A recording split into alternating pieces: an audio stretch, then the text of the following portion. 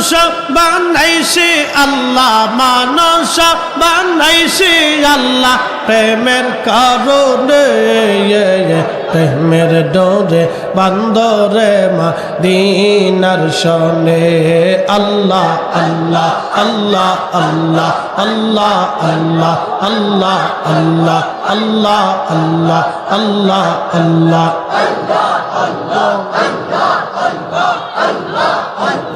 রাসূলুল্লাহ আমার নয়ন মনি মক্কি মাদানি, রাসূলুল্লাহ আমার নয়ন মনি।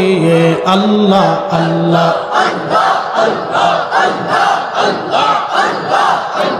রাসূল আমার আরববাসী যাহার জন্য মন উদাসী, নবী আমার আরববাসী যাহার জন্য মন উদাসী, নবীর প্রেমে নবীর প্রেমে ফেলো চোখের পানি, হাই হাই নবীর প্রেমে ফেলো চোখের পানি মক্কি মাদানি। রাসূলুল্লাহ আমার নয়ন মনি। আল্লাহ আল্লাহ আল্লাহ আল্লাহ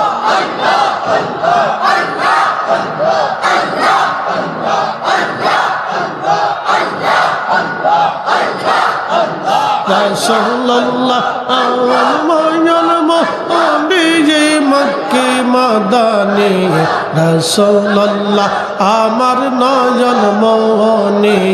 আল্লাহ আল্লাহ